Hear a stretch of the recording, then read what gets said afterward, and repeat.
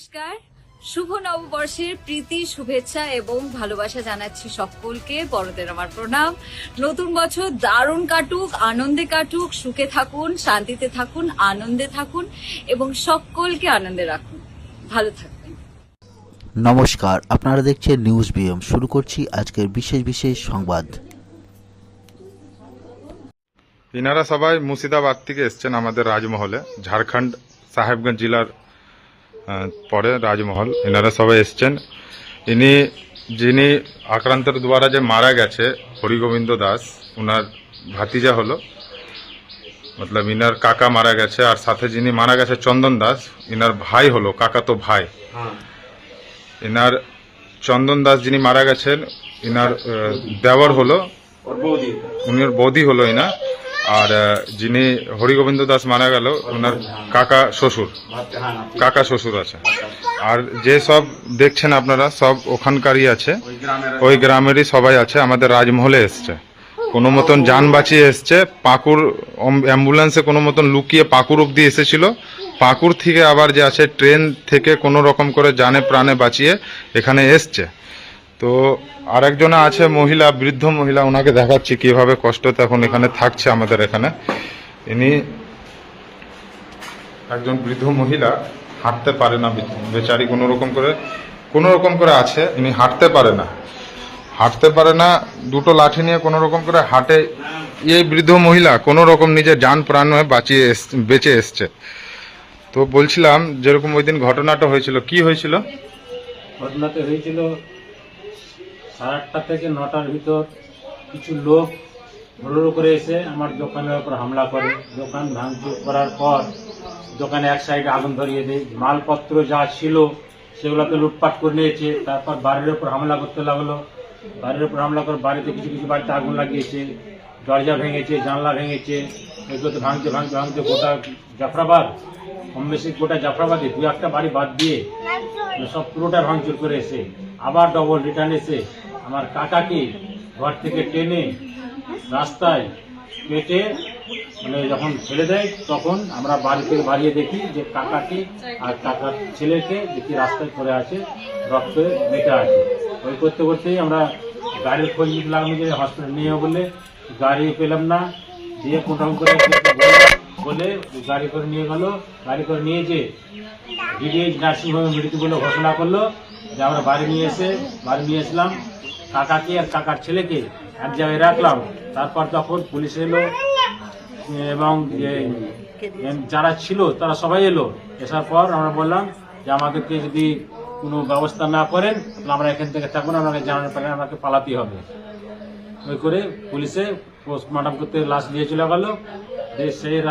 সেই দিনেই বৈকালবেলা সন্ধ্যাবেলা আমরা করলাম কি, চুরি করে আমার মাকে পেশেন্ট বানিয়ে কোনোরকম করে আমরা অ্যাম্বুলেন্সে নিয়ে এসে পাকুড় এসে পৌঁছে দেওয়ার পর যে তখন আমরা করলাম কি, ট্রেন ধরে এসে আমরা ঝাড়খণ্ডে সাহেবগঞ্জ এসে পৌঁছালাম। তো যিনি মারা গেছেন উনি আপনার কে? আমার কাকা হরিগোবিন্দ দাস আপনার কাকা? হরিগোবিন্দ দাস আমার কাকা, চন্দন দাস হলো আমার ভাই, মানে হরিগোবিন্দ দাসের ছেলে। তো আপনাদের তো যেহেতু জ্ঞাতি গোষ্ঠী আপনারা, তো আপনারা তো শ্রাদ্ধ কাম বাগেরা সব তো করলেন আপনার, তার মতলব। হ্যাঁ, তো আজকে আপনারা ঘাট কাজ করেছেন না? আজকে আমরা ঘাটের কাজ করলাম।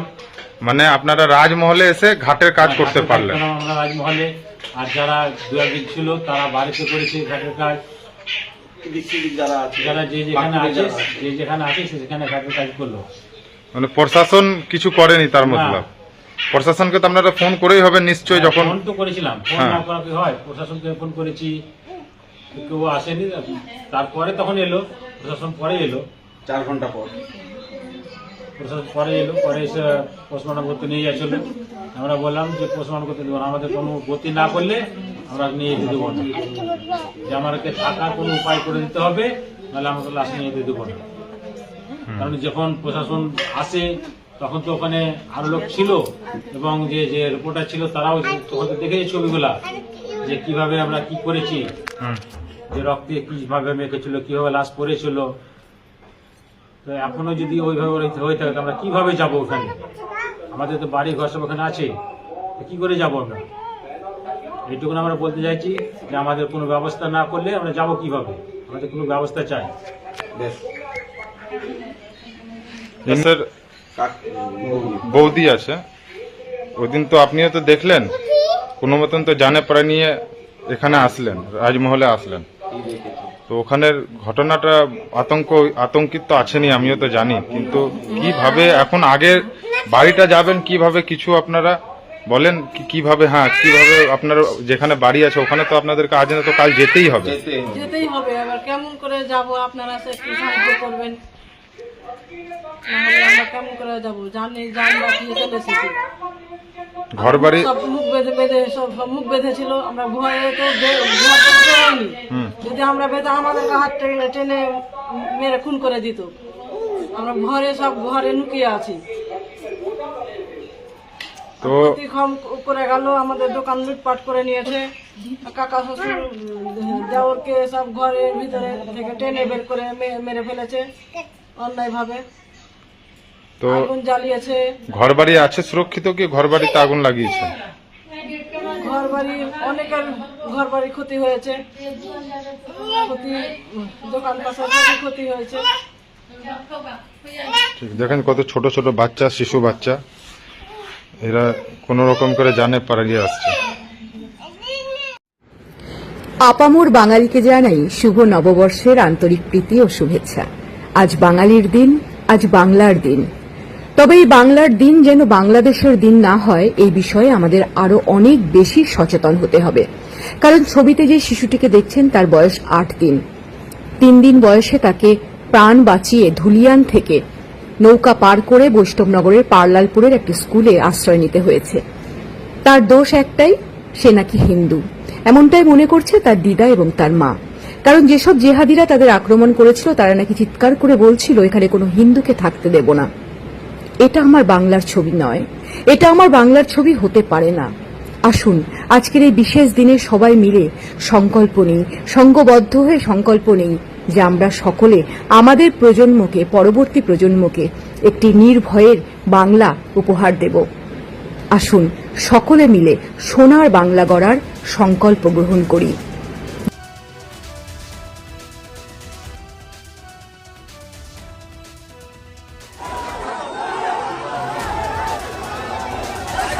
আমাদের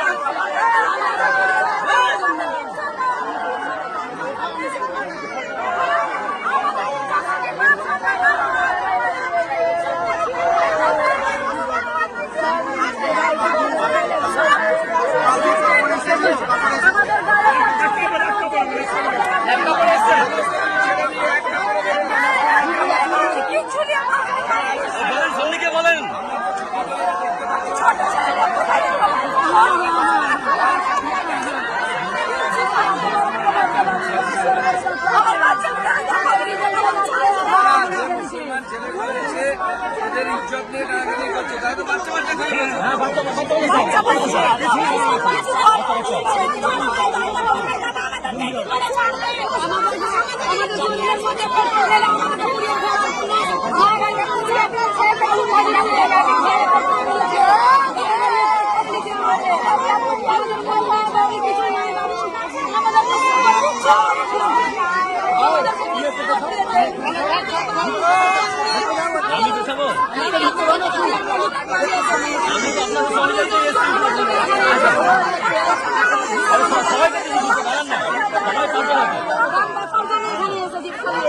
আমাদের বলছে তোমরা বরখা করো, তোমরা নামাজ পড়ো, তাহলে তোমাদেরকে রক্ষা করবো। এরকম করে বলছে। আমাদেরকে বলছে যে আমাদের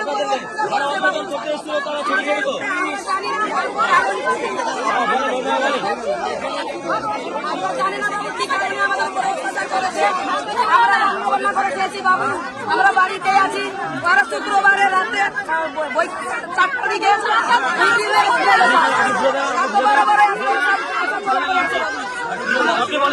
ওরা বলছে যে হিন্দু মিটাও, হিন্দু এখানে বসে ওরা বলছে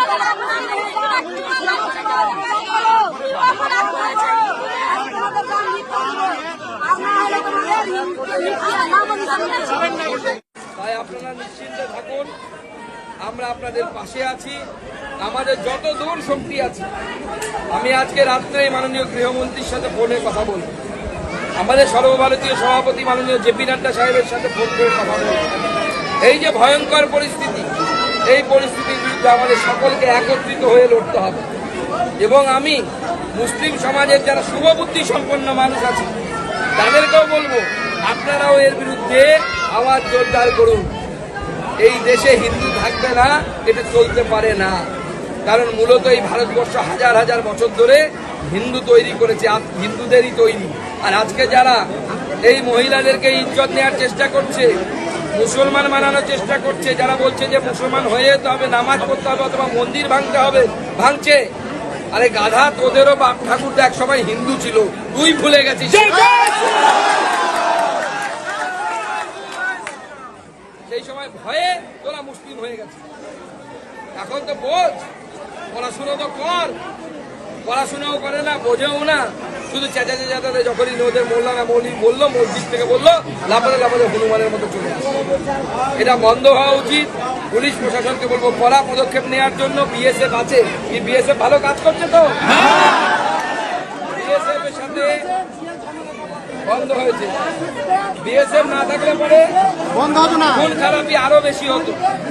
দুজন হিন্দু বাপ বেটা চন্দন দাস আর হরগোবিন্দ দাসকে মেরে ফেলেছে। এখন কেন্দ্রীয় বাহিনীকে তুলে দেওয়ার চেষ্টা করছে ডিএম, এসপি, মুখ্যমন্ত্রীর কথা দেয়। কিন্তু তুলে দিলে পরে আমরা জানি আরো মানুষের প্রাণ যাবে, আরো মৃত্যু ঘটবে, আরও বাড়িঘর ভাঙা হবে। তাই আমরা চাইছি কেন্দ্রীয় বাহিনী আগামী 1 থেকে 2 মাস এখানে থাকুক এবং আপনাদেরকে সুরক্ষা দিক। আমরা কোর্টের কাছে সেই আবেদন জানাবো। আমরা স্থায়ী ক্যাম্প চালু করব। আপনাদের ওখানে ক্যাম্প লাগবে।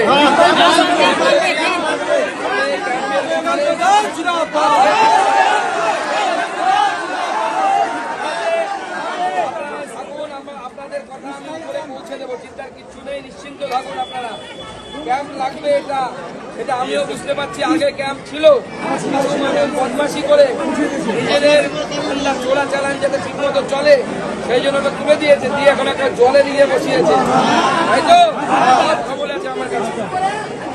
এবার আমরা চেষ্টা করব মাননীয় গৃহমন্ত্রী অমিত শাহজির সাথে কথা বলে যে ওখানে যেন আবার ক্যাম্প প্রতিষ্ঠা করার ব্যবস্থা হয় এবং রাজ্য সরকারকে অনুরোধ করবো জমি দেওয়ার জন্য।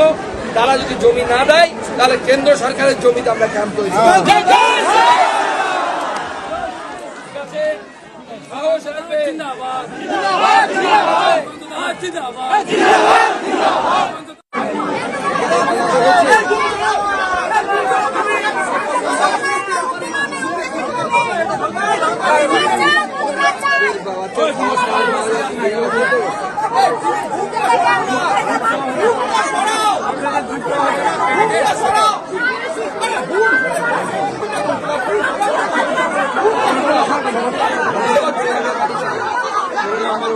কাউন্সিলরের নাম কি?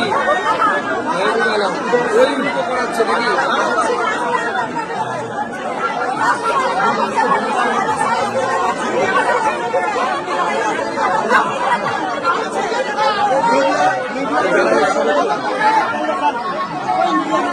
আমি পালালাম কি করে ওখান থেকে?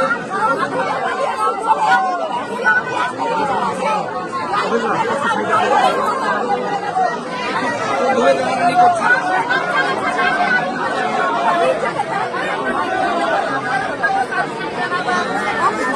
আপনারা সাংবাদিকরা আমি অনুরোধ করব মাননীয় মুখ্যমন্ত্রীকে আমার এই বোনের প্রশ্নটা উত্তর দিতে বলবেন যে হিন্দু বলে কি তার ইজ্জতের দাম নেই?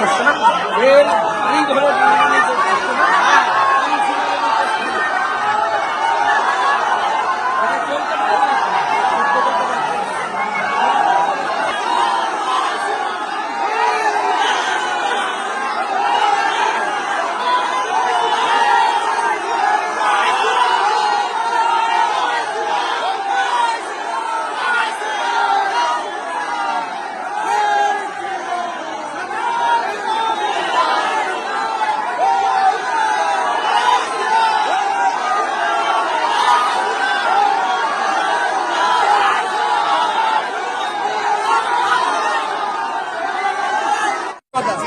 অর্থাৎ হিন্দুদেরকে থাকতে দেবো না, হিন্দুদেরকে রাখতে দেবো না, হিন্দু মেয়েদের ইজ্জত নিব, এই মানসিকতা পশ্চিমবঙ্গে বন্ধ করতে হবে।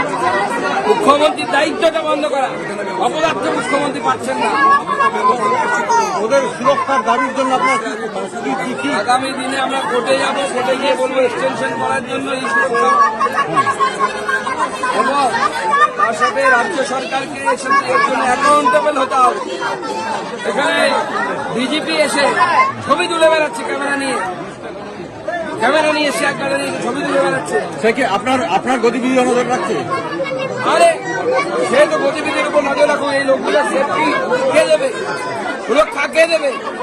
কেন এরকম ঘটনা ঘটবে যে একজনের কাপড় ধরে টানা হবে ইজ্জত নেওয়ার জন্য? হিন্দু বলে কি তাকে ইজ্জত দিতে হবে? মাননীয় মুখ্যমন্ত্রী দেখতে পান না অপদার্থ মুখ্যমন্ত্রী, তার রিজাইন করা উচিত। বলছে যে চাঁপাইনবাবগঞ্জ থেকে নাকি বিএসএফের যে রিপোর্ট বলছে চাঁপাইনবাবগঞ্জ থেকে, চাঁপাইনবাবগঞ্জ পাশে বাংলাদেশের চাঁপাইনবাবগঞ্জ থেকে তারা দুষ্কৃতীরা এসে, জঙ্গিরা এসে এই মদত দিয়েছে। না সে তো এখানে বর্ডার এমন ইচ্ছে করে পোরাস করে রাখা হয়েছে, বর্ডার এখানে এমন ইচ্ছে করে বন্ধ করে রাখা হয়েছে, যাতে করে বর্ডারকে খুলে রাখা হয়েছে, যাতে করে ওপার বাংলার যে সমস্ত ভারত বিরোধী শক্তি আছে সেই ভারত বিরোধী শক্তিগুলো এই তাদের অ্যাক্টিভিটি চালাতে পারে। মমতা বন্দ্যোপাধ্যায় জমি দেন না ফেন্সিং করার জন্য। এই ধরনের দেশ বিরোধী মুখ্যমন্ত্রী, ভারত বিরোধী মুখ্যমন্ত্রী কোন রাজ্য হয়নি, পশ্চিমবঙ্গে ছেড়ে দিন, কোন রাজ্য হয়নি। ভোটের স্বার্থে জঙ্গিদেরকে সঙ্গে আটা, একদম ভোটের স্বার্থে এরা জঙ্গিদেরকে পর্যন্ত নিজের বাড়ির জামাই করতে এরা ছাড়বে। এদের মানসিকতা এমন হয়ে গেছে, শুধু ভোট ভোট, ক্ষমতা পয়সা, কয়লা বালি ইট সিমেন্ট, কত পয়সা লাগে একজন মানুষের বাঁচতে। আজকে এদের ইজ্জতকে নিয়ে ঝিলিমিলি খেলা হচ্ছে। প্রত্যেকটা মহিলা বলছে দেখুন তাদের ইজ্জত নেওয়ার চেষ্টা হচ্ছে, কোনো বেঁচে ফেলেছে। বচনের সাথে কি হয়েছে আমরা জানি না, কিন্তু এটা তো কোর্টে গেলে সেটা তো আইনি ব্যাপার, বিষয়, সময় সাপেক্ষ। তাহলে এরা কতদিন এভাবে থাকবে, কিভাবে থাকবে? এখন আমি প্রশাসনকে অনুরোধ করবো, যেহেতু ল অ্যান্ড অর্ডার রাজ্যে, প্রশাসনকে অনুরোধ করবো যতদিন না পর্যন্ত ওখানে এদের সুরক্ষা কনফার্ম হচ্ছে, যতক্ষণ না পর্যন্ত এদের সুরক্ষার গ্যারান্টি রাজ্য সরকার দিতে পারছে, ততক্ষণ পর্যন্ত এদেরকে জোর করে ওখানে পাঠাবেন না। আপনার সুরক্ষা দিন, তারপরে নিজেদের বাড়িতে ফিরে যাবে, তারা কাজকর্ম করে ওখানে খাবে যাবে, কিন্তু সুরক্ষিত অবস্থা। এটা নাকি চাইছে যে ক্যাম্পটা যাতে উঠে যাক, এরকম একটা অভিযোগ উঠছে। এই ক্যাম্পটা থেকে প্রথম দিন থেকে বিধায়কের স্বামী, বিডিও এবং আইসি এরা মিলে প্রচেষ্টা চালাচ্ছে এই ক্যাম্পে যেন উঠে যায়।